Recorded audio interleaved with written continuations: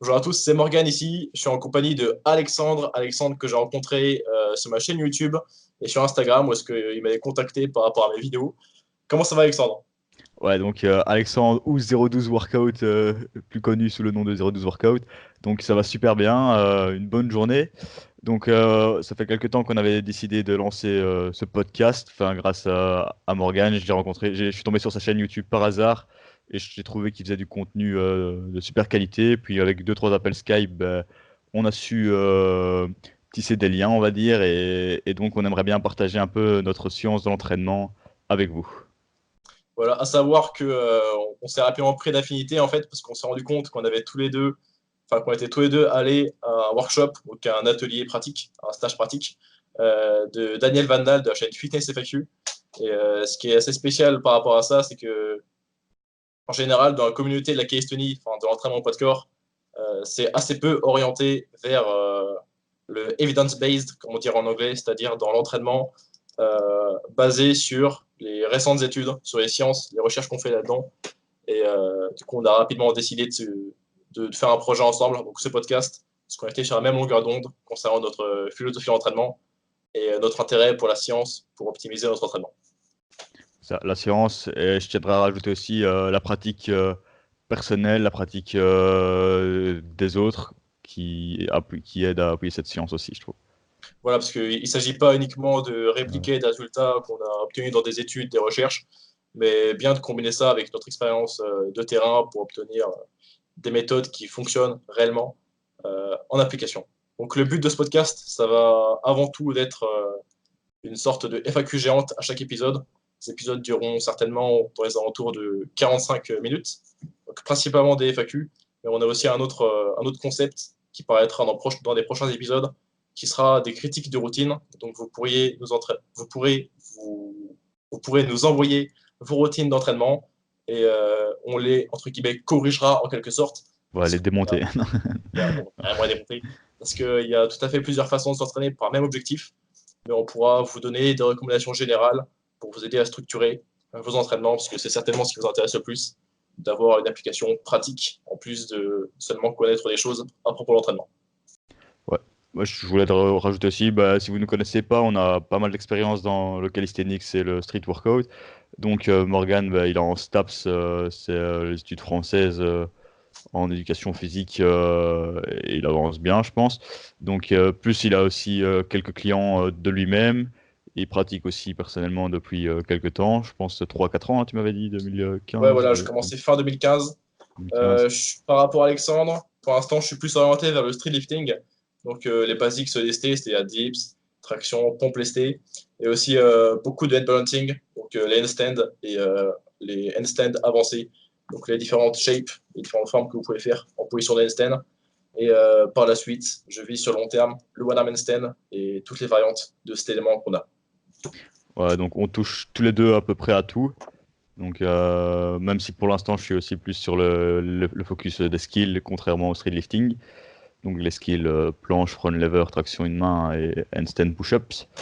Donc on a une approche assez complète aussi pour être bien équilibré tout en ayant des bonnes bases et autres. Donc moi je pratique depuis 5-6 ans aussi. Je suis aussi en master en éducation physique mais en Belgique à l'UCL. Et donc voilà, ce qui fait qu'on a tous les deux un bon petit background de calisthenics. On n'est pas les dieux du savoir, mais voilà, on a une bonne C'est pour bientôt, expérience c'est pour bientôt. et c'est qu'une question de temps. Et donc voilà, on partage avec vous ce qu'on sait. Ok, on va commencer directement la FAQ du coup. Yes. La façon dont ça va fonctionner, c'est que je vais présenter la question. Un de nous deux va d'abord présenter notre réponse, puis ensuite l'autre intervenant va compléter s'il y a des choses à rajouter, s'il y a un débat sur la réponse qui a été donnée par le premier intervenant, etc. On va du coup commencer par une question de Ronan qui nous demande quel est le meilleur moyen de progresser aux tractions quand on est débutant. Et je vais laisser Alexandre répondre à cette question pour l'instant. Quel Ok, est le donc meilleur moyen pour progresser aux tractions quand on est débutant?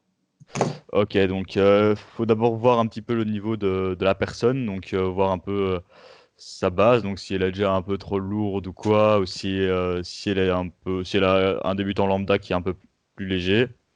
Donc, on va aussi distinguer les méthodes optimales et les méthodes non optimales qu'on peut adapter.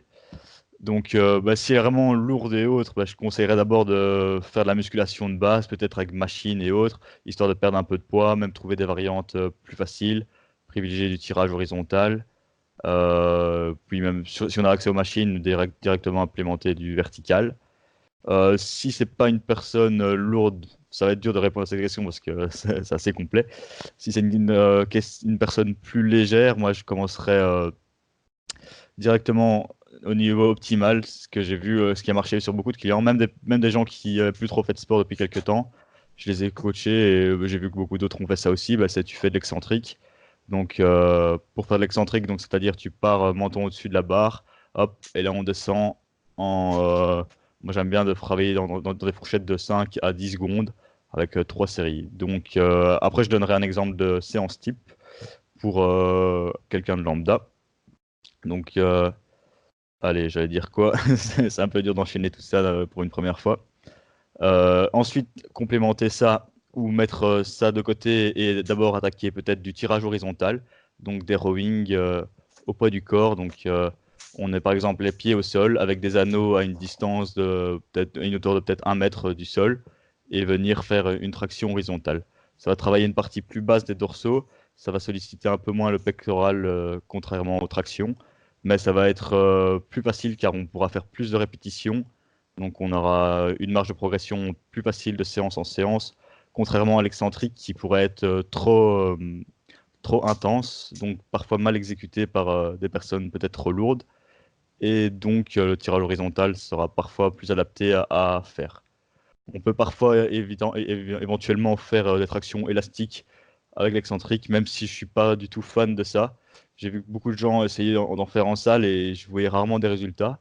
Tandis que l'excentrique, j'ai vu des résultats hyper rapides en fait. En même pas un mois, le gars passait de 0 traction à 5 tractions propres, alors qu'il faisait juste ses séances excentriques et d'un coup je lui demande vas-y essaye et il les faisait. Donc vraiment par la pratique, j'ai pu voir que l'excentrique c'est la vie en fait. Donc sur les tractions quand on est débutant.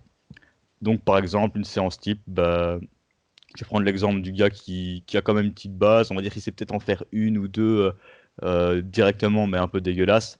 Moi, là, tu peux directement le mettre sur excentrique. Tu commences ton cycle avec 3 séries de 3 descentes de traction excentrique de 5 à 10 secondes, et tu prends peut-être 30 secondes entre chaque descente. Et petit à petit, tu lui demandes de pas forcément augmenter le temps de descente, mais de diminuer ce temps-là de 30 secondes. Il va réussir à faire les 3 d'affilée. Et après, tu essaies d'augmenter soit de l'excentrique, soit tu lui dis remonte carrément en traction et peut-être qu'il aura déjà la force pour le faire. Ensuite, tu complémentes avec peut-être 3 à 5 séries de 8 à 15 répétitions de tirage horizontal. Et t'es pas mal. Et après, pourquoi pas faire un peu d'assistance avec des biceps curls et autres, plus de l'arrière d'épaule pour éviter les blessures. Donc voilà, j'ai été assez complet, je pense. Ok, ouais. J'aurais quelques petites choses à ajouter. Déjà, j'aime bien la façon dont tu as bien séparé le côté optimal du côté fun. Je pense que tu associes ça au fait que les excentriques soient certainement plus intéressants que les tractions à bord élastique, mais fonctionnent mieux, alors que les tractions à bord élastique, c'est peut-être moins optimal dans un sens, mais c'est plus facile d'y adhérer. C'est plus facile pour un débutant d'aller faire des tractions à l'élastique. Mentalement, c'est plus facile. Il a l'impression de progresser plus vite. Et puis, il a plus l'impression de faire des réelles tractions, parce qu'il fait à la fois la phase de montée, donc la phase concentrique, et la phase de descente, la phase excentrique. Donc, comme tu as dit, le plus possible, il faudrait chercher à faire des excentriques et non des tractions à bord élastique. On peut cependant inclure les deux pour travailler du coup les différents régimes de contraction musculaire. Mais les bandes élastiques seraient par exemple plus adaptées à des dips qu'à des tractions, parce que sur les tractions, ça nous aide beaucoup la bande élastique en bas du mouvement, qui est généralement la partie qui est la plus facile. Souvent, dans la majorité des cas, on a plus du mal à passer le menton au-dessus de la barre, donc c'est sur la seconde moitié de l'amplitude qu'on a le plus de mal. Donc en fait, la bande élastique nous aide là où on a le moins besoin d'aide. Et du coup, pour quand même que la bande élastique nous aide, on a tendance à utiliser beaucoup le rebond de la bande élastique. Donc à ne pas faire de pause en bas de mouvement et à chercher à utiliser au maximum l'élasticité et l'effet ressort de cette bande. Donc pour un moindre travail musculaire. C'est pour ça que les excentriques ont tendance à être plus intéressants.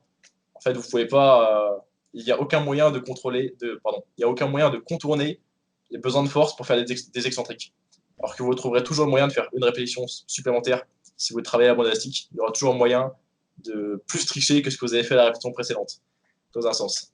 Un truc aussi excellent avec les excentriques, c'est que vous travaillez exactement le mouvement auquel vous cherchez à devenir meilleur, et non pas une variante qui aurait une courbe de résistance et du coup de difficultés différentes, comme ce serait le cas avec des tractions en bande élastique.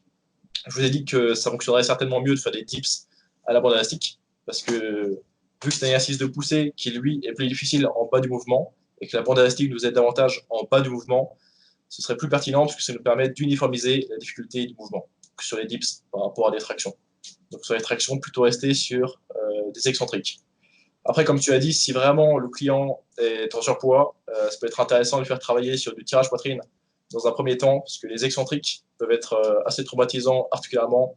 Musculairement aussi, ça cause beaucoup de dommages musculaires, les contractions excentriques. Et tout simplement pas y arriver aussi, parce que parfois la personne sera là au-dessus et elle sera même pas mettre le menton dessus, elle va être là et hop, elle va tomber. Enfin, elle va peut-être contrôler la fin, mais si elle sait pas, Voilà. ne fût-ce que rester une seconde au-dessus avec le menton au-dessus de la barre, les mettez pas en excentrique parce que ça va déjà être trop intense. Faire des tirages en fait, verticaux, donc c'est un mouvement qui est relativement similaire à la traction. Ça va vous permettre de développer les mêmes groupes musculaires, la même force, dans le même angle articulaire, c'est assez spécifique aux tractions, le tirage poitrine à la poulie. Et en plus, comme ça, le client voit sa progression via l'augmentation de la charge de travail, ce qui peut parfois être frustrant aux tractions excentriques, c'est que vous progressez lentement, peut-être sur uniquement une répétition par semaine, en passant peut-être 3 à 4 répétitions, il faut rajouter peut-être une seconde. Donc c'est bien moins motivant, disons, que travailler sur un tirage poitrine, parce que là, on voit réellement de progrès en intensité, c'est-à-dire en charge de travail. Quelque chose sur quoi je ne suis pas d'accord avec toi, cependant, c'est sur le mode de progression. Tu dis que tu progresses avec tes clients via une réduction du temps de repos entre les séries. Je pense pas que ce soit intéressant, parce Pas qu'on entre sait les que... séries, plutôt entre les répétitions d'excentrique, Ah, tu vois. d'accord. Tu vois ce Ok. que je veux dire? Donc, en fait, Une réduction du cluster, on va dire, tu vois. ok, voilà. Moi, j'aime bien Très bien. travailler en cluster. Donc, le cluster, c'est réaliser une répétition, hop, faire une pause, on va dire. Donc là, ça serait par exemple, on commencerait par 30 secondes. Et ensuite, je réduis cette pause petit à petit pour pouvoir enchaîner les 3 excentriques sans temps de repos. D'accord, ok, Ouais. d'accord. Donc, en fait, progressivement, tu passes du cluster, qui est en fait plein de mini-séries, à plusieurs séries. Donc, disons que sur une période de 1 mois ou 1 mois et demi, tu vas passer de 9 excentriques qui sont en cluster, donc une répétition, 30 secondes de repos, une répétition, 30 secondes de repos, une répétition, 30 secondes de repos, à peut-être un 3 x 3, 3 séries de 3 répétitions. Voilà, c'est ça, c'est ça. Ok, ouais, donc dans ce cas-là, ça peut être un peu plus intéressant que ce que j'avais compris, Ouais, parce que parce si qu'on tu sait que 30 réduis le secondes, temps, c'est je le clairement ferai pas pas. suffisant pour récupérer correctement Non, je une ne le série ferai pas non d'excentriques. plus. Ok, Clairement, 30 secondes, c'est c'est court pour l'excentrique, qui on sait que c'est beaucoup plus fatigant que du concentrique. Donc, il faudrait au moins 3 minutes de repos entre chaque série, voire plus, vu que c'est de l'excentrique. Et que même pour du concentrique, 3 minutes, c'est déjà pas mal. Tu en parlais voilà. dans dans ta précédente FAQ, si je ne m'abuse. Ouais, c'est Mm. ça. Ouais. La, Euh, la ouais, majorité du temps, les gens ont tendance à prendre trop peu de repos parce que s'ils prennent beaucoup de repos, ils n'ont pas l'impression de s'entraîner dur. surtout quand ils sont débutants. Surtout quand ils sont débutants, mais même à des niveaux plus avancés. Ça m'arrive souvent lorsque je m'entraîne avec des amis. Ils ont l'impression que je m'entraîne pas dur parce que je prends parfois 4 5 minutes de repos entre mes séries de traction, de deep systé qu'on s'est vu très lourd. Ils ont l'impression que je m'entraîne pas intensément, mais ils connaissent pas l'intensité de chaque série en fait. C'est ça, ouais. Je voudrais rebondir aussi sur l'aspect fun. Et donc, après les élastiques, et là on a parlé vraiment de débutants en traction, mais en fait on peut très bien avoir des débutants qui savent déjà enchaîner 5 à 10 tractions. Et donc eux, ben, ils auront souvent tendance à pas aimer une approche conventionnelle de 3 séries de 5 à 8 tractions, par exemple, dans leur séance, ce qui est optimal. Mais s'ils veulent un autre type d'approche, tu peux te fixer une fourchette de 50 tractions sur ta séance et essayer d'augmenter ça avec du volume, par exemple. Tu fais 50 tractions la première semaine, la première séance, et puis 60, et puis 70, et tu répartis ces tractions avec, en faisant des petits jeux de pyramide, des petits trucs comme ça. Là, c'est une approche plus fun, et ça peut être très bien pour le début, pour adhérer à son programme, et par la suite faire un truc optimal et travailler dans des ranges corrects, de force et d'hypertrophie, mais on va peut-être pas s'attarder là-dessus, sinon on va durer très très très longtemps. Le podcast va absolument durer 3 heures, mais oui, c'est intéressant, surtout pour les débutants, de leur fournir un programme qui est fun, Ouais, qui vont suivre sur la durée. Et ouais, se donner, comme a dit Alex, un certain nombre de répétitions comme objectif sur la séance. Ça peut être sympa, d'autant plus qu'on sait que le volume est très important pour l'hypertrophie et que se donner un nombre minimum de répétitions par séance, c'est s'assurer un certain volume dans tous les cas en fait. c'est ça. Ouais. Donc vraiment travailler sur l'adhérence aussi, important. On va passer à la deuxième question. Je pense qu'on a bien fait le tour de la première. Ouais. Donc pour une première, on a bien fait ça. Ok, donc je vais te poser la deuxième question qui est vachement intéressante. C'est du même gars, aussi de Ronan. Donc, hop. Donc c'est comment gérer les séances de hand balancing souplesse et les séances de type force hypertrophie. C'est à peu près ce qu'on fait tous les deux. Et c'est un gros challenge de faire ça. Ouais. Voilà, ce qui est marrant avec cette question, c'est que justement, Alexandre et moi, on a commencé à faire des entraînements dans le but de poursuivre des objectifs à la fois en mobilité, en handstand et aussi en force, en hypertrophie.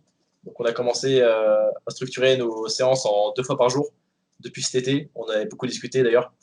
J'ai Et déjà fait avant parfois, mais cet été, vraiment, on a bien fait ça. cet été Avant, d'une façon un peu plus structurée, un peu plus méthodique. ouais, c'est ça. Donc ça va être une grande partie de ma réponse. Donc en fait, déjà ce qu'il faut savoir, c'est que si vous voulez maximiser des adaptations d'un type, vous allez devoir vous spécialiser. D'autant plus si vous êtes très avancé. Si vous voulez maximiser votre hypertrophie, vous n'allez pas pouvoir le faire en même temps que vous maximisez votre force. Simplement parce que les modalités d'entraînement ne vont pas être les mêmes. Elles peuvent être proches, mais ne vont pas être exactement les mêmes. Pareil, vous ne pouvez pas avoir un volume infini sur votre mobilité et sur vos handstands parce que ça va empiéter sur vos capacités de récupération sur le reste. Donc, pour mettre un peu dans le contexte, il faut savoir, lorsqu'on cherche à obtenir différentes qualités à la fois, à développer différents skills à la fois, que vous ne pouvez pas tout avoir le plus vite possible à la fois. Ça peut être cependant intéressant pour le point de vue motivation, appréciation de votre programme d'entraînement, de poursuivre plusieurs objectifs à la fois. Et c'est totalement faisable de progresser à la fois en mobilité, en balancing et en force hypertrophie qui vont un petit peu ensemble. Alors, un bon moyen de structurer vos séances pour pouvoir atteindre toutes ces adaptations-là à la fois, ce serait, comme je l'ai dit précédemment, de structurer votre entraînement, si vous le pouvez, en vous entraînant 2 fois par jour. Donc, de préférence, en mettant les handstands et votre mobilité ensemble, simplement parce qu'il va y avoir des transferts dans un sens de l'un à l'autre, parce que vous avez besoin d'une certaine mobilité pour vos handstands en termes de flexion d'épaule, aussi en termes de flexion des hanches, qui est en fait votre compression, donc votre capacité à plier votre corps en deux, donc particulièrement sur des press to handstand ou montée en force à l'intérieur, on dirait en français. Donc je vous recommande de mettre votre mobilité en même temps que vos handstands sur une première séance. Il y a une autre raison pour laquelle on cherche plutôt à mettre votre mobilité avec les handstands, c'est que si vous les mettez avec votre séance de force d'hypertrophie, ça peut réduire vos performances et du coup vos adaptations d'hypertrophie et de force. Parce que surtout si vous pratiquez des étirements passifs, statiques d'une durée de plus de 60 secondes, ce que ça va faire, c'est que ça va activer votre système nerveux parasympathique, qui est en fait le système nerveux autonome végétatif, donc qui fonctionne seul, qui va vous mettre dans un état de relaxation. C'est le système nerveux qui est très activé lorsque vous dormez, lorsque vous digérez, ce genre de choses. Et le fait d'être dans un état parasympathique du système nerveux autonome, ça va réduire votre potentiel de production de force. On a une étude qui était faite sur ça, donc sur des étirements pré-entraînement, qui nous a montré qu'on pouvait avoir une perte de force allant jusqu'à 13%, ce qui est quand même notable, ce qui est vraiment conséquent, ce qui peut vraiment vous faire régresser même comparé à votre séance précédente. Donc c'est une première raison pour laquelle vous ne voulez pas mettre votre mobilité avant votre séance d'entraînement. Vous pouvez la faire après votre séance de force hypertrophie, mais de préférence évitez de la faire avant. Ou si vous devez absolument la faire avant, restez sur des étirements statiques plutôt courts, donc d'une durée de 30 secondes environ, pas plus, et aussi sur plutôt des renforcements de fin d'amplitude plutôt que sur vraiment des étirements. Ce qu'on entend par renforcement de fin d'amplitude, ce serait par exemple de faire du Y sur le ventre. Donc, vous mettez à plat ventre et avec vos bras tendus, pouce vers le haut, vous restez dans cette position de Y, donc avec les deux bras au-dessus de la tête, qui est un mouvement, une position qui va améliorer votre flexion d'épaule en renforçant vos groupes musculaires qui vous permettent d'arriver dans cette position au-dessus de la tête en fin d'amplitude, donc ce qui causerait clairement des crampes. Donc ce type de renforcement va améliorer votre mobilité en renforçant votre capacité à contrôler cette amplitude. Donc ça va améliorer votre mobilité et non pas tout à fait votre souplesse, mais ça ira de pair. Donc si vous devez faire votre mobilité avant votre séance, mais plutôt des renforcements actifs de fin d'amplitude, et pour le coup, vous pouvez faire votre souplesse passive, vos étirements passifs statiques, en fin de séance. Donc voici des raisons pour lesquelles on cherche plutôt à associer la mobilité et l'unbalancing, simplement parce que faire votre mobilité souplesse avant l'unbalancing vous permettre d'atteindre certaines positions de handstand qui ne seraient pas possibles outre mesure, et également parce que faire votre mobilité souplesse avant votre séance de force hypertrophie pourrait empiéter sur la performance. On cherche aussi à espacer ces deux séances simplement parce que sinon on aurait une séance extrêmement longue, parce que vous aurez des pertes de performance simplement parce que vous manqueriez de réserve à la fois mentale, donc de motivation, et énergétique due à la longue durée de la séance. Si vous devez faire vos handstands, votre mobilité, en même temps que vous faites votre séance de force hypertrophie, je vous recommande d'avoir une boisson intra-entraînement glucidique, donc contenant entre 20 et 40 grammes de glucides. Donc pour le reste, donc là j'ai traité plutôt de la partie mobilité, handstand. Pour gagner simultanément en force et en hypertrophie, ce qu'il faut voir, c'est que si vous êtes débutant ou intermédiaire, c'est vraiment faisable. Et c'est d'ailleurs très fréquent que ça arrive en même temps. Simplement parce que certaines modalités d'entraînement, certains principes sont à respecter dans les deux cas, c'est-à-dire la surcharge progressive, donc, qui est le fait de progresser à l'entraînement sur différents facteurs, que ce soit le volume, donc la quantité d'entraînement, plutôt le nombre de séries, le nombre de répétitions, l'intensité, particulièrement sur les gains de force. Donc ça, c'est quelque chose qu'on applique que l'on s'entraîne en force ou en hypertrophie, on applique une surcharge progressive. Cependant, on a tendance à utiliser des plus hautes intensités pour la force que pour l'hypertrophie, parce que c'est vraiment nécessaire au développement des compétences de force. Et on a tendance à utiliser plutôt des fourchettes de répétition un peu plus hautes pour l'hypertrophie, non pas parce que c'est supérieur, mais plutôt parce que c'est une capacité plus simple d'accumuler suffisamment de volume. À savoir qu'on obtient une hypertrophie similaire si on pousse des séries relativement proches de l'échec, allant de 5 à 30 répétitions. Donc on peut gagner en muscle avec des intensités assez hautes, qui sont aussi des intensités qui nous permettent de gagner en force. Un bon exemple d'une programmation, d'un format qui nous permettrait de faire des bons gains en force et en hypertrophie à la fois, ce sera par exemple un 5x5 en traction restée. C'est une intensité qui est suffisante pour faire des gains de force, qui serait certainement à 80% de votre ARM, de votre répétition max. Ça se calcule un petit peu différemment pour le street lifting, mais c'est une autre question, bref.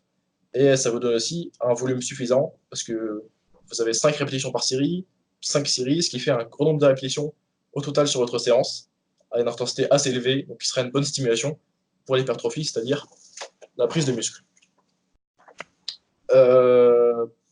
Et il y a aussi un autre aspect à ça, c'est que sur le long terme, les progrès en force sont nourris par les progrès en hypertrophie. À savoir que votre force, c'est le quotient, c'est-à-dire la multiplication entre votre masse musculaire et vos adaptations neuromusculaires. Donc, on inclut dans ça la coordination intramusculaire, intermusculaire, ce qu'on appelle en anglais le firing rate, qui est la capacité d'activer toutes les unités motrices à la fois. À savoir qu'une unité motrice, c'est un motoneurone plus une fibre musculaire. Donc un motoneurone, c'est un neurone qui active une ou plusieurs fibres musculaires. Donc avoir un bon firing rate, ça vous permet en fait, dans un sens, d'utiliser toutes vos fibres musculaires à la fois pour exercer un maximum de force. En bref, gagner en masse musculaire sur le long terme, ça améliore votre force, même si vous n'avez pas spécialement progressé sur vos facteurs d'efficience neuronale.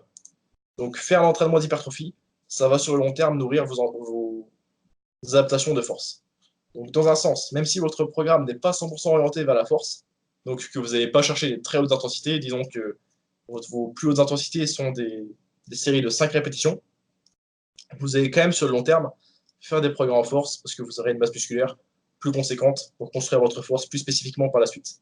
C'est aussi pour ça que cette année, j'ai fait beaucoup de street lifting, donc beaucoup de basics, simplement pour construire ma masse musculaire, ma force générale, afin que ça ait par la suite un bon transfert vers mes figures.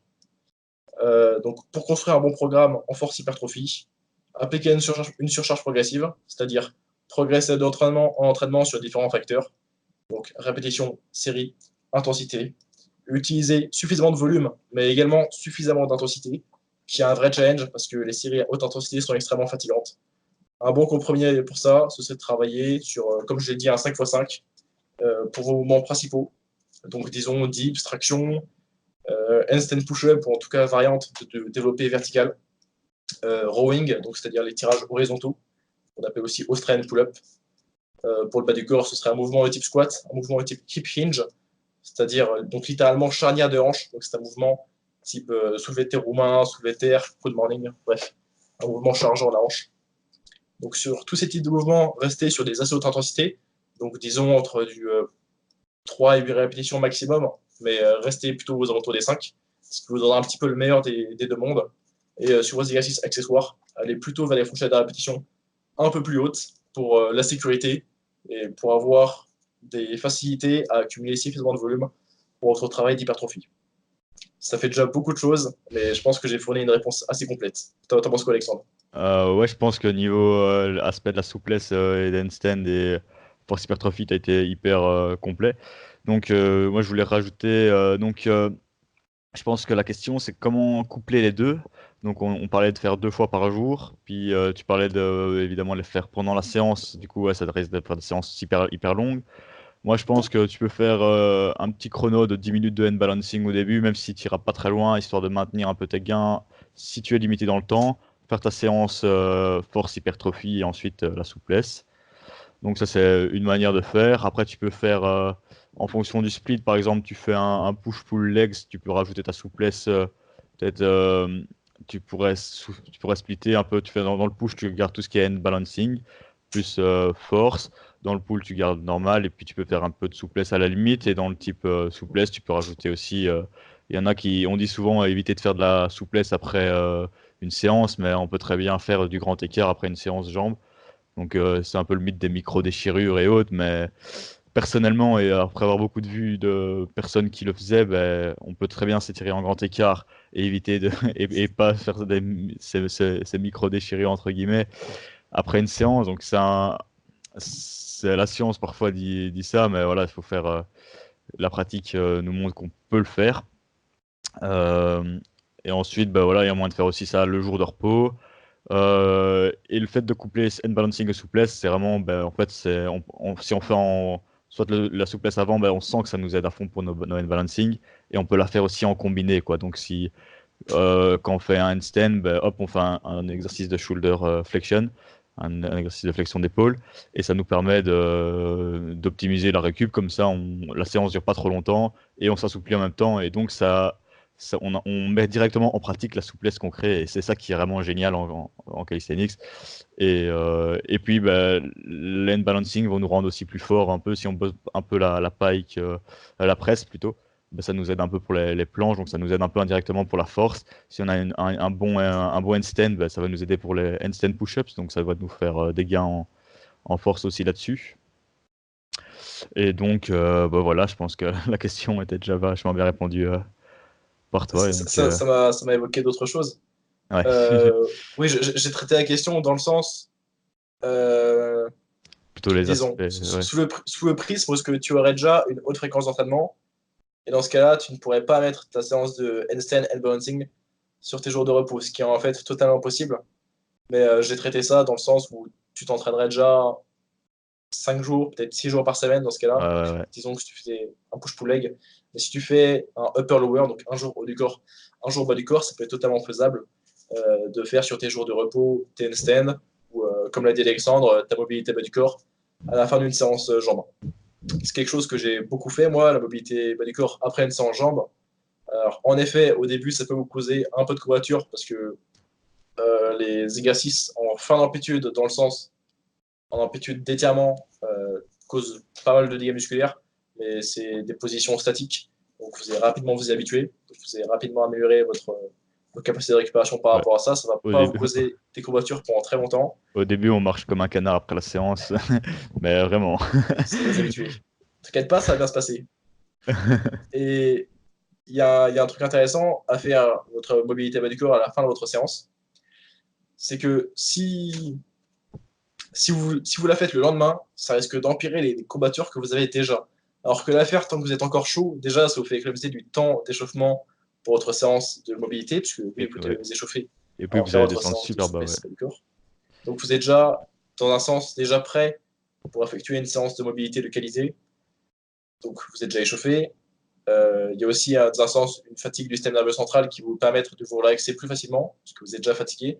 C'est quelque chose dont parle Stephen Lowe dans Overcoming Gravity. Et si vous faites votre mobilité le lendemain d'une séance en jambes, ça risque d'empirer vos courbatures. Si vous faites une séance de mobilité la veille d'une séance en jambes, ça risque de vous créer des légères courbatures, surtout si vous faites des étirements lestés, type par exemple du pancake stretch, où est-ce que vous auriez un kettlebell sur le haut du dos. Donc le pancake stretch, c'est cette position où est-ce que vous êtes assis, jambes tendues et jambes écartées devant vous, et que vous vous inclinez vers l'avant. Donc c'est un mouvement qui travaille votre flexion de hanche, donc votre compression, et en même temps votre abduction de jambes, c'est-à-dire votre écartement des jambes, type grand écart. Donc c'est un mouvement assez complet, mais qui peut causer beaucoup de courbatures, surtout si vous le faites lesté ou avec des étirements balistiques. Donc c'est des étirements par à coup. Ça, ouais. La veille d'une séance jambes, c'est pas optimal. Voilà, donc ça peut être intéressant de faire la mobilité à la fin d'une séance. Je trouve ça particulièrement intéressant du côté fin de séance jambes, un peu moins du côté fin de séance haut du corps, mais ça c'est simplement par expérience, c'est simplement un aspect empirique. Je préfère faire ma mobilité haut du corps, enfin, ma mobilité, donc des exercices actifs avant ma séance haut du corps et des exercices de mobilité en général du bas du corps à la fin d'une séance bas du corps. Ouais. Donc voilà, je pense qu'on a été pas mal sur la question là. Voilà, Ronan, si tu as encore des questions, tu peux le dire en commentaire, mais je pense que ça a été clair. Ok, la prochaine question. La prochaine question vient de Paléo Powerlift. Attends, peut-être. Ouais. Ok. Ok, tu prends celle-là. Ok, nickel, ouais, on va faire celle-là. Ouais, on fera les cas de toute façon. La troisième question nous vient de Paléo Powerlift qui nous demande est-ce que le poids des jambes empêche ou limite la pratique de la calisthénie? Donc je vais laisser Alexandre commencer à répondre à cette question. C'est ça, j'avais fait un moment un vlog là-dessus et j'ai vite fait dit ce que j'en pensais.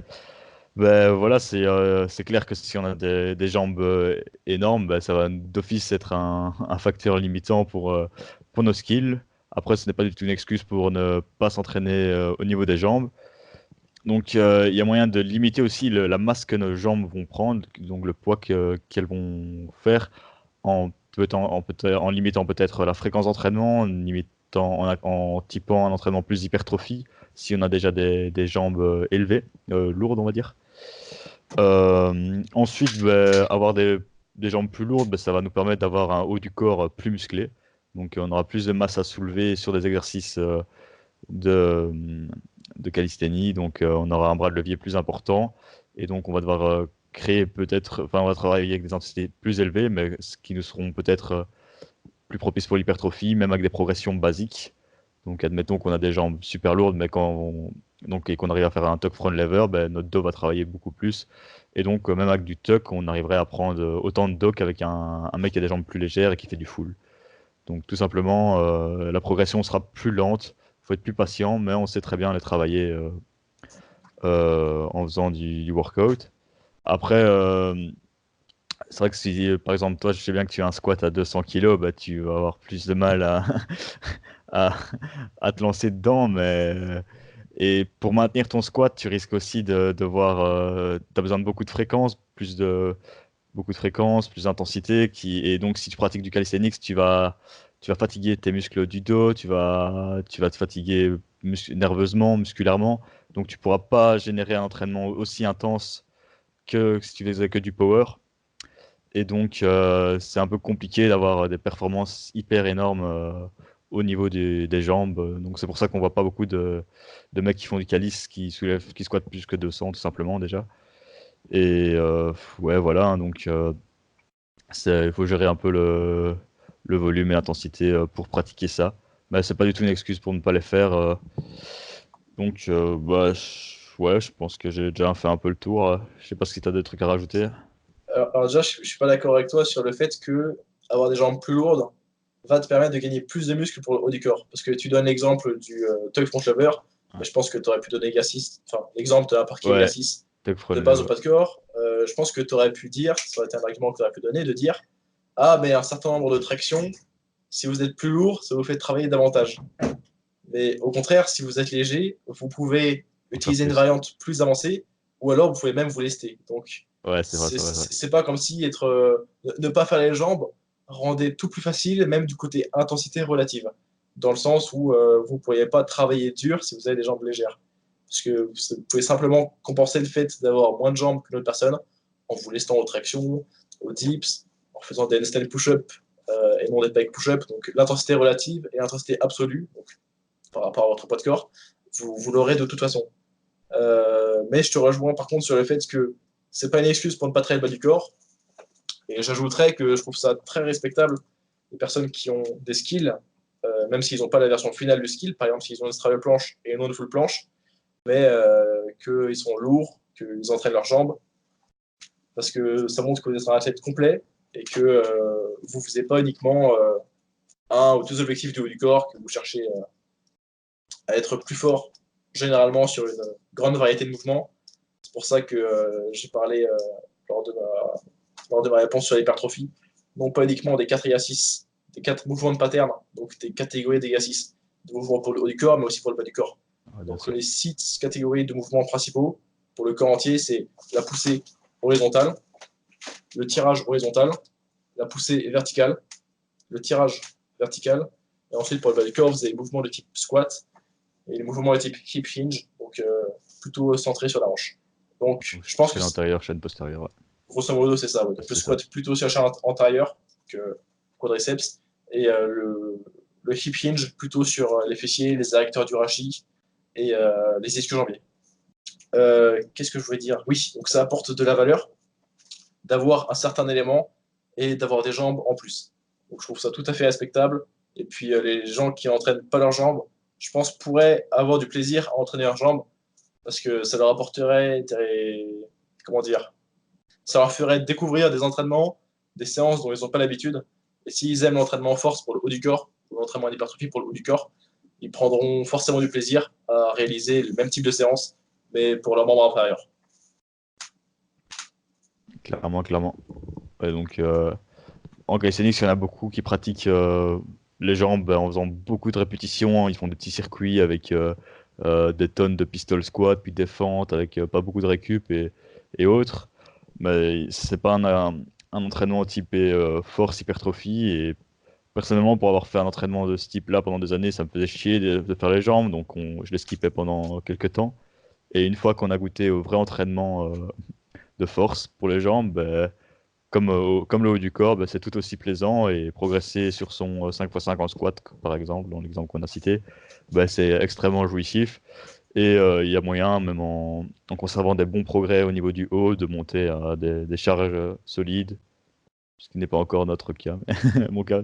Un autre avantage d'entraîner votre bas du corps, c'est que si vous êtes blessé au haut du corps, ça vous donne d'autres objectifs, d'autres motivations, et ça peut vous faire oublier dans un sens votre blessure au haut du corps. J'étais en quelle année?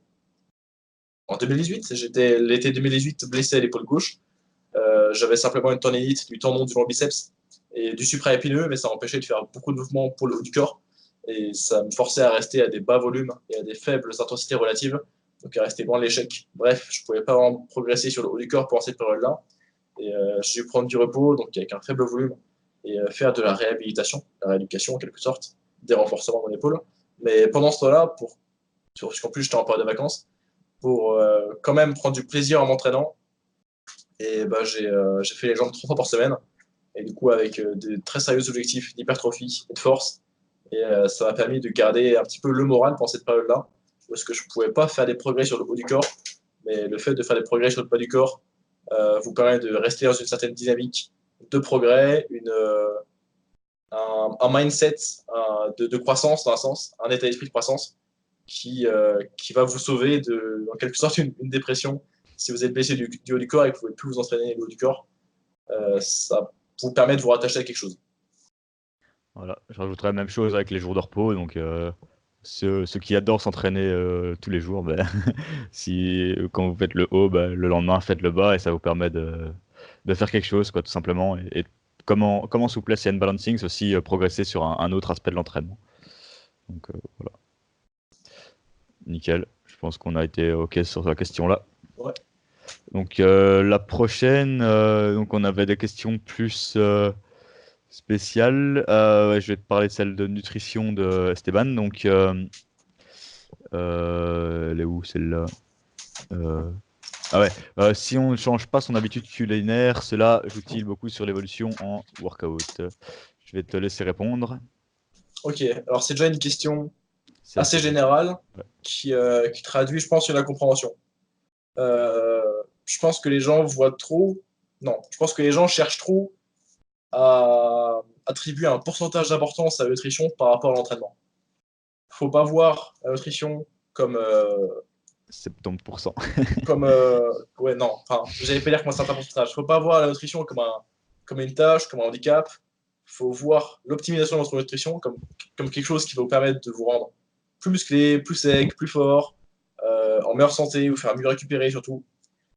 Euh, Beaucoup d'athlètes de poids de corps, c'est réel, c'est la réalité. Beaucoup d'athlètes de haut niveau n'ont pas du tout une nutrition adaptée pour optimiser leurs résultats.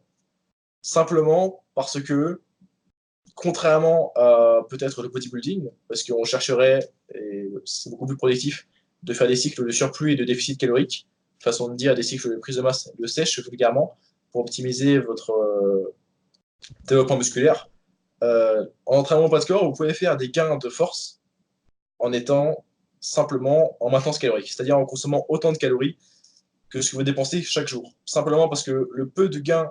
Non, alors, on va mettre ça comme ça. Si vous êtes en surplus calorique et que vous gagnez une certaine quantité de force, ça n'améliore votre poids de corps que si vous gagnez plus de force que vous ne gagnez de poids. Ok. Si vous faites du powerlifting et que vous n'êtes pas restreint par votre poids, dans ce cas-là, vous pouvez prendre beaucoup de poids et prendre de la force, ce sera que bénéfique. Au poids de corps, vous bénéficiez quand même, globalement, plutôt vous ne souffrez pas de rester la majorité de votre temps en maintenance calorique. C'est-à-dire que si vous maintenez votre poids sur une année, vous pouvez quand même légèrement améliorer votre composition corporelle, qui, on a vu précédemment, vous permet sur le long terme d'améliorer votre force via la prise de muscle. Mais surtout, ça vous permet de, en gagnant la force absolue, de gagner en force relative. Parce que si vous gagnez en force absolue et que votre poids reste le même, vous gagnez pour cette valeur-ci de gain de force absolue autant de force relative.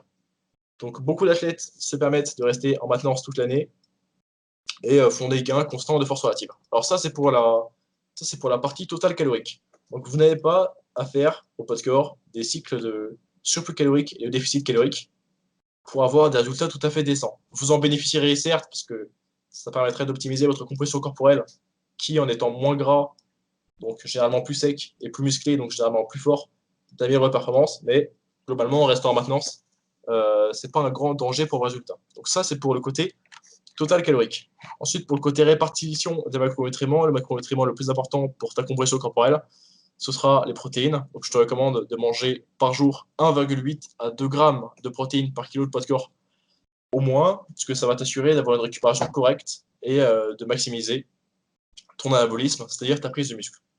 Donc ça, c'est pour le côté macronutriments. Ensuite, les glucides et les lipides, t'en fais un peu ce que tu veux. Ça a assez peu d'importance tant que tu respectes un certain minimum de lipides qui serait d'environ 0,7 g de lipides par kilo de poids de corps. Bref, ça c'est pour les protéines. Ensuite, au niveau de la qualité des nutriments, c'est quelque chose qui cependant est, je dirais, surcoté pour la performance sportive sur le court terme. Le plus important, c'est votre total calorique, vos protéines, et la qualité des nutriments, c'est-à-dire si c'est des aliments transformés ou non, donc qui contiennent pas les mêmes micronutriments. Donc les micronutriments, c'est les vitamines et les minéraux. Je pense qu'on inclut aussi les oligo-éléments. Euh, tu ne perds pas grand-chose en n'ayant pas une nutrition extrêmement complète au niveau des micronutriments, parce que c'est pas le plus important, mais tu bénéficierais d'avoir une diète plus variée avec suffisamment de légumes et de fruits pour ne pas être carencé dans ces micronutriments-ci. Donc si ta nutrition actuelle, parce que ta question est si on ne change pas nos habitudes culinaires, cela joue-t-il beaucoup sur l'évolution stricte? Si tu ne changes pas tes habitudes culinaires de nutrition et que tu consommes déjà suffisamment de protéines et que tu as un total calorique qui est en accord avec tes objectifs, c'est-à-dire déficit calorique si tu cherches à perdre du gras, surplus calorique si tu cherches à optimiser ta prise de muscle, et maintenance calorique si tu vises sur le long terme, grossièrement, une amélioration de ta force relative, bien que, comme dit plus tôt, tu bénéficierais certainement de faire des phases de léger surplus et de léger déficit sur le long terme. Et bien dans ce cas-là, si tu respectes le total calorique en accord avec ton objectif et que tu as suffisamment de protéines, tu rates certainement pas grand-chose en ne cherchant pas à optimiser ton nutrition. Tu aurais peut-être 20 à 30% d'optimisation de la nutrition qui viendrait du timing du nutriment, c'est-à-dire de comment tu répartis tes glucides, tes lipides, tes protéines sur ta journée, particulièrement les protéines, que tu chercherais à avoir sur au moins 3 repas dans ta journée, espacés régulièrement. Et ensuite, les glucides, ça a moins d'importance, mais ce serait... Après, ça dépend. Ce serait peut-être plus intéressant de les avoir en fin de journée pour faciliter l'endormissement le soir, en permettant donc une meilleure transformation, enfin, en te faisant produire de la dopamine qui va devenir ensuite de la sérotonine, qui va devenir ensuite de la mélatonine, bref, pour l'endormissement, et ça peut avoir du sens pour refaire tes réserves de glycogène, malgré que les réserves de glycogène soient refaites très facilement en 6 heures et même sans présence de glucides dans ton organisme. Hashtag glace avant de dormir. Hashtag glace avant de dormir, ouais, acide gras saturé, glucides, tout ça. Tu dois suivre Wood Janssen, ça. Ouais. Non, ouais, je l'ai vu aussi, mais Ou bref, toute j'ai cette vu un équipe-là. podcast il y a pas longtemps. Bon, c'est un autre sujet. Attends, pour revenir à la question, je connais la personne qui a posé cette question et Ah, c'est peut-être que tu peux dans, nous éclairer sur ça. ouais, dans son cas, c'est sûrement c'est un jeune qui vit encore chez papa-maman et d'office qui ne mange un peu de tout, donc tu es sûrement en carence de protéines à mon avis. Tu ne dois certainement pas être à 1,8 ou 2 grammes parce que si tu es chez ta maman, en général, tu seras avec une alimentation lambda, tu seras souvent à 1 gramme. Donc, la première chose que tu pourrais faire, c'est essayer d'augmenter cet apport-là. Et puis pour le reste, bah, comme Morgane a répondu, ça reste beaucoup d'ajustements et autres. Et puis bah, tu manges peut-être beaucoup de trucs transformés aussi. Et donc ça t'aiderait aussi. Voilà quoi. Mais déjà, si. Voilà. Voilà. Je pense que il y a beaucoup de trucs à dire Alors, aussi. ouais, grossièrement, pour avoir, disons, 75% à 64% une nutrition correcte, cherche à avoir déjà un total calorique en accord avec tes objectifs. Donc, je te rappelle que si tu veux prendre du muscle, c'est plus efficace d'être en surplus calorique. Donc, un léger surplus calorique de 10% de plus par rapport à ta maintenance calorique. Si tu es en déficit, pareil, vise un déficit calorique de 15 à 20% de ta maintenance calorique. Donc, le déficit calorique serait pour perdre du poids. Et au niveau de tes protéines, que ce soit dans une période de prise de muscle, de perte de poids ou de maintenance ou peu importe, tu resterais dans ce cas-là toujours à 1,8 ou 2 grammes de protéines. Ça, c'est le plus important dans ta nutrition. Ensuite, quelque chose qui sur long terme sera bien pour tes habitudes nutritionnelles, ta santé, ce serait bien sûr d'avoir beaucoup de légumes et de fruits dans ta journée. C'est justement, enfin, c'est uniquement parce que c'est une bonne habitude qui va te faire rester en bonne santé et qui va te garder performant sur le long terme. Enfin, la consommation de fruits et légumes est plus importante sur le long terme que sur le court terme. Ce n'est pas rater ta consommation de fruits et légumes un jour ou ta consommation de fibres un jour qui va ruiner ta séance du soir ou du lendemain. Le plus important, c'est tes calories, tes protéines. Ensuite, c'est intéressant d'avoir bien sûr une alimentation variée, donc des fruits et légumes pour avoir suffisamment de fibres et de micronutriments. Ensuite, comme je l'ai dit, la répartition de tes glucides, tes lipides a peu d'importance. Et ensuite, tu peux regarder ta répartition de tes protéines. Je pense que si tu manges chez tes parents, tu n'as certainement pas suffisamment de protéines le matin. Si tu manges des céréales ou ce genre de choses, tu n'auras certainement pas assez de protéines. Vise au moins par repas 25 à 30 grammes de protéines de qualité. Donc des protéines issues des viandes, du poisson, des œufs, des produits laitiers. Bref, les protéines animales qui sont hautement biodisponibles, qui ont suffisamment de leucine pour déclencher ta synthèse protéique à chaque prise. Et c'est un sujet pour un autre podcast encore une fois. Donc je pense que pour améliorer facilement ta nutrition, vu ce que tu as, ce serait d'avoir 3 repas protéinés par jour, euh, de manger en accordance à tes objectifs. Donc manger plus si tu veux prendre du poids, manger un peu moins si tu veux perdre du poids. Mais globalement, pour tes progrès en street workout et en entraînement pas de corps, rester à maintenance la majorité du cas, ce n'est pas une erreur. Ça te permet sur le long terme de progresser. Ensuite, il faut aussi voir que malgré que tu n'aies pas une nutrition optimale, tu peux avoir une nutrition qui fonctionne.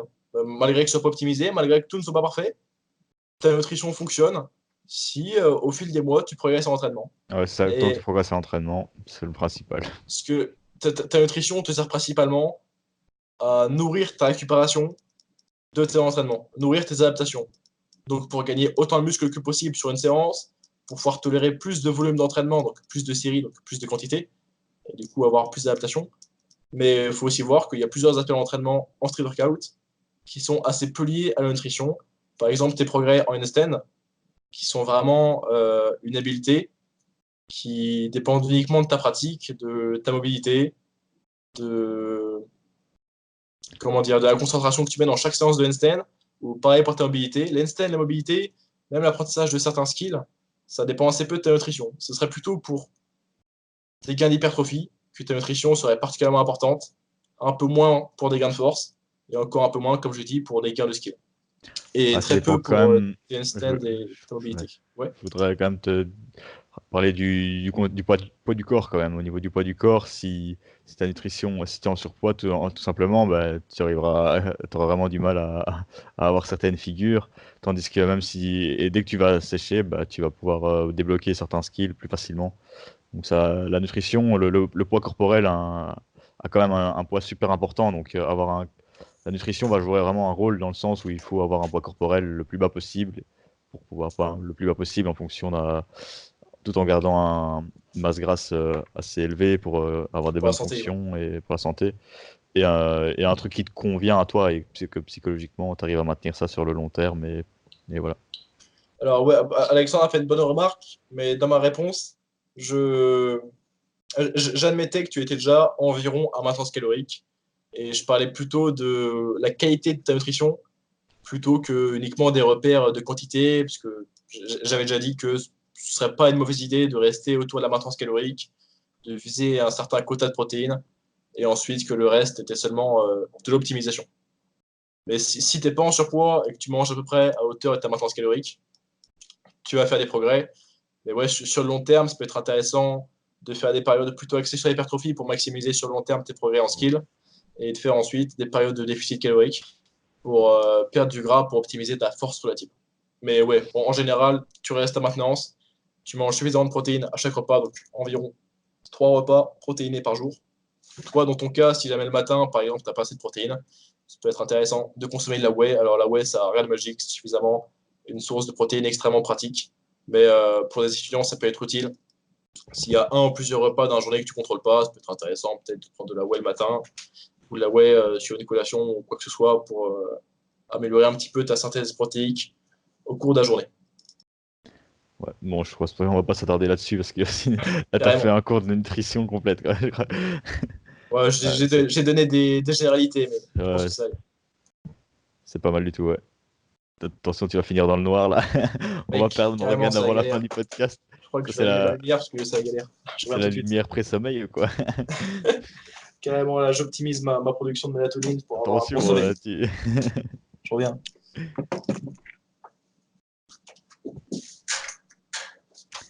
Donc, ah voilà, c'est un peu plus clair, un peu plus de gaieté dans ce podcast. Euh, ouais. C'est bien mieux. Ok, parfait, ouais. Je pense qu'on a déjà duré quand même pas mal de temps, mais on va peut-être finir par les questions. Là, Personnel, pour ta ouais. chaîne. Maintenant, il Ouais. y avait aussi la question avec le FSTO. Je pense que j'aimerais bien quand même traiter cet aspect-là. Ok, ok. Donc, Vas-y. juste parler de l'FSTO en bref. Donc, Brian Tenix me demande FSTO pour l'interrogation. Je ne sais pas trop ce qu'il veut demander par là. Donc, l'FSTO, pour moi, c'est un mouvement qui a peu d'importance à bosser directement en spécifique dessus. Je pense qu'on a beaucoup d'autres skills à acquérir avant, comme la planche, comme le front, le handstand push-up la one arm chin. Mais après, si on aime bien ce mouvement-là, si ça nous fait plaisir, c'est comme des mouvements comme le Impossible Dips, comme les mouvements style des muscle-up, des variants, des one-arm muscle-up ou autres. C'est des mouvements qui sont quand même impressionnants et qui font toujours plaisir à débloquer. Donc le FSTO, pour moi, ne vaut pas le coup d'être bossé directement. Mais indirectement, on peut bosser dessus en développant un peu les biceps. Donc par exemple, en travaillant sur le Pelican Curl, le curl pélican. Donc c'est un curl avec les mains, avec le coude en l'air. On vient faire hop là, une extension du coude et puis on revient en flexion. Donc ça, c'est une progression basique. Et ça ne mange pas de pain de la remplacer par du biceps curl en fin de séance, en 3 séries de 12 à 15, ou même un peu plus en force.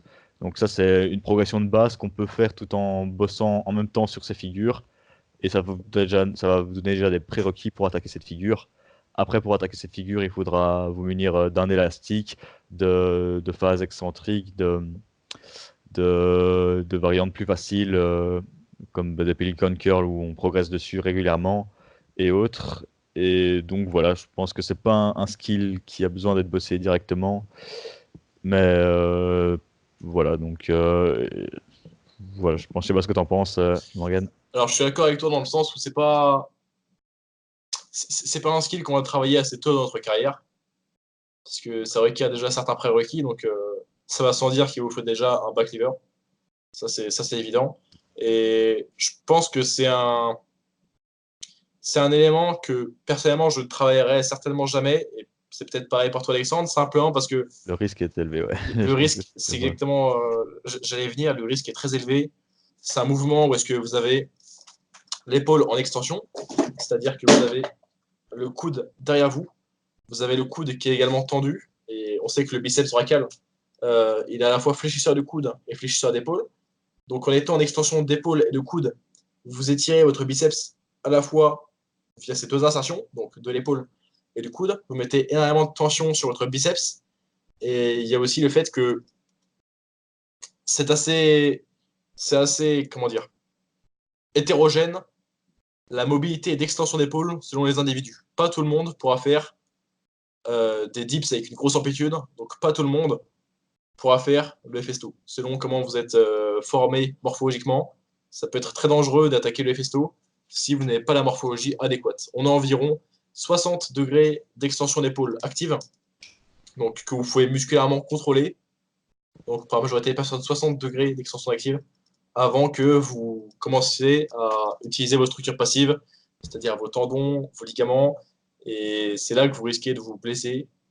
C'est beaucoup de chances de vous blesser si vous allez au-delà de 60 degrés d'extension d'épaule, si vous n'êtes pas fait pour ce type d'élément et que vous n'avez pas fait au préalable un travail de mobilité sur votre extension, si vous n'êtes pas très à l'aise sur votre back lever, si vous n'êtes pas très à l'aise sur des dips avec une haute amplitude, ce genre de choses. Et encore une fois, comme je l'ai dit, vous risquez une déchirure du biceps parce que vous voulez tirer du côté de ces deux insertions, donc c'est assez dangereux. Alexandre vous a donné un bon exercice pour le FSTO, cependant, le Pelican Curl, c'est un bon exercice parce qu'il réplique dans un sens le mouvement, donc malgré que vous avez bien sûr les pieds au sol, parce que vous travaillez votre biceps dans cet angle articulaire. Donc à savoir que la force est très spécifique à l'angle articulaire que vous travaillez. Donc si vous travaillez vos biceps, disons avec du spider curl, qui est un exercice où est-ce que vous êtes à plat ventre sur un banc incliné, où est-ce que vous travaillez vos biceps en position de flexion d'épaule, donc avec le coude devant vous, vous n'allez pas du tout avoir un bon transfert vers votre FSTO. Pardon. Par contre, le Pelican Curl a un bon transfert vers le FSTO, car c'est le même angle articulaire, et il va vous permettre de renforcer vos biceps dans cette position-là. Il faut aussi savoir que faire des exercices en renforcement en excentrique, ou plutôt des exercices avec une phase excentrique peut être un peu plus lente, et surtout des exercices où est-ce que vous travaillez un groupe musculaire dans son amplitude d'étirement. Donc on pense par exemple, là, comme on a dit, au Pelican Curl, on peut penser au triceps extension avec le coude au-dessus de la tête, on peut penser au RDL, qui est le Romanian Deadlift, ou soulevé de terre roumain ou soulevé de terre jambes tendues, parce qu'on travaille les ischio-jambiers dans leur position la plus étirée possible. Ce sont des exercices qui favorisent l'hypertrophie via l'addition de sarcomères en longueur. Alors c'est un petit peu complexe, mais vos sarcomères, vos fibres musculaires, vous pouvez les développer à la fois, disons, en épaisseur, c'est-à-dire dans le sens où vous allez les ajouter les unes sur les autres, ou simplement en augmentant leur longueur en les mettant à la chaîne. Et si vous travaillez, si vous gagnez en hypertrophie via l'addition de sarcomères en longueur, donc via ces exercices de renforcement en position étirée de ces groupes musculaires en question, vous allez en quelque sorte augmenter votre longueur musculaire, donc non pas la longueur de votre muscle au sens où vous allez dépasser ces insertions, mais vous aurez des fibres musculaires plus longues qui pourront tolérer des amplitudes un peu plus extrêmes. Et c'est une préparation que vous devez avoir avant de faire particulièrement du FSTO, car comme je l'ai dit, le biceps brachial donc, est particulièrement étiré. C'est aussi, donc, pour revenir à ce concept d'addition des sarcomères en longueur, c'est aussi ce pourquoi les exercices de souplesse lestée, donc comme le pancake stretch lesté dont on a parlé plus tôt dans l'épisode, sont très efficaces parce qu'ils permettent une hypertrophie de sarcomères en longueur et ainsi réellement permettre une élongation dans un sens de vos fibres musculaires, donc en améliorant vos potentiels de mobilité et de souplesse. Donc paradoxalement, les renforcements, donc la musculation et la calisthénie dans des amplitudes d'étirements musculaires relativement extrêmes vous font plus gagner en souplesse et en mobilité que des étirements qui sont plus sur le court terme, où est-ce que vous allez simplement relâcher votre système nerveux pour améliorer votre tolérance à la douleur. Donc c'était une petite parenthèse, mais pour dire que si vous vous échauffez pour du festo, faire des étirements de souplesse passive ne va pas beaucoup vous aider. Ce qui va plutôt vous aider, c'est d'avoir fait plusieurs mois de curl incliné ou de pelican curl, ce genre d'exercices, qui seront une très bonne préparation pour votre force et votre souplesse, donc via ce concept d'addition de sarcomères en longueur. Ouais, donc voilà. Donc, et puis il y a aussi la notion de transfert, quoi. Le festo va pas se transférer beaucoup à d'autres skills. Moi, j'ai déjà vu de pratique des mecs qui avaient même pas un front lever, ils avaient quand même des muscle up, mais ils avaient pas de front, pas de planche. Ils avaient une bonne base, mais ils ont bossé les festos et en même pas un mois, ils l'ont eu. C'est des gars qui avaient probablement une bonne mobilité d'épaule et autres. Et ils sont peut-être passés aussi à côté de la blessure, contrairement à d'autres qui ont, avec les mêmes prérequis, tenté ce skill. Mais maintenant qu'ils l'ont eu, ils le rendent tout le temps et c'est un bel élément. Donc voilà. Je pense qu'on va peut-être pas trop s'attarder sur le podcast, on a déjà vachement duré là. Ouais, carrément, on devait faire un épisode d'environ 45 minutes.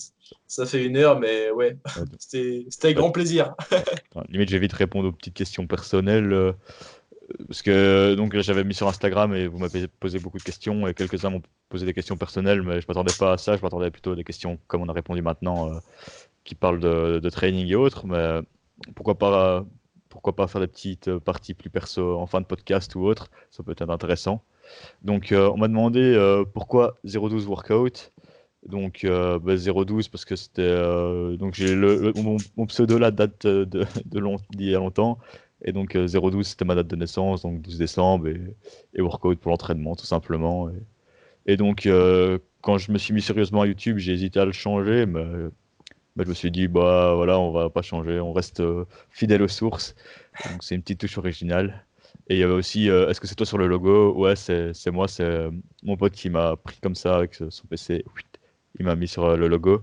Donc c'est moi qui fais un front légèrement au-dessus. Mais voilà, c'était un beau petit logo. Attends, alors Alexandre, tu vas tout de suite nous dire, ton logo serait-il inspiré du logo d'une autre personnalité de la communauté de calisthénie? Ouais, un petit peu, Je viens de évidemment. réaliser. Ouais, je pense qu'il y a beaucoup de logos qui sont inspirés de... Ouais, moi je connais un de... seul, hein. Non, Je connais un mais fameux. déjà, le mouvement est pas le même. Il y a de la couleur. C'est vrai que c'était pas du tout un plagiat. Ouais, il y a beaucoup de logos qui sont faits comme ça, hein, On va dire que c'est une référence, tranquille. On ne parlera pas de qui. Ok, donc Daniel voilà. Manuel. Je pense que c'est bon pour ce premier podcast, hein. Ouais, bah, si on a traité toutes les questions, c'est ok. Donc, on a été bien long, mais je pense que c'est hyper intéressant. Donc, le format podcast, moi, je trouve que vous devez l'écouter en fond, quoi. Vous allez promener, vous écoutez notre podcast, vous êtes dans la voiture, vous l'écoutez, téléchargez-le, hop. Parce que regarder nos gueules pendant 1h20, ça risque d'être un peu, un peu long, mais donc écoutez-le en fond, ça fait une super source d'informations. Donc j'espère qu'on ne s'est pas trop répété de tout. Moi, personnellement, je trouve que je suis satisfait du premier podcast qu'on a fait. Et voilà. Ouais, voilà, c'était très sympa. J'espère qu'on a répondu correctement à vos questions. Si vous avez d'autres interrogations, si on n'a pas été clair, dites-le nous. Je pense qu'on va publier ce podcast à la fois sur YouTube et sur les différentes plateformes telles que SoundCloud. Je pense que c'est assez facile de mettre en accès aussi sur Spotify. Enfin, bref, il y a beaucoup d'applications qui proposent des services pour héberger leurs podcasts.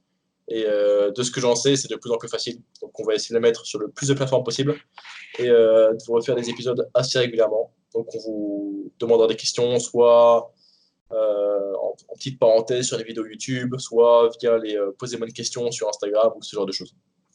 C'est ça.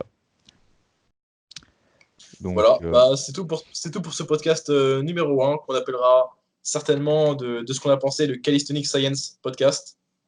Vous pouvez proposer des noms en commentaire si vous avez de l'inspiration sur ça. Et voilà, c'était tout pour ce podcast. On espère en refaire peut-être un par mois. Donc le prochain paraîtra peut-être le mois prochain, je ne sais pas. Et on va puis on voir. vous dit au revoir. On espère que ça vous a plu. Et à la prochaine. Allez, salut, hein. À la prochaine.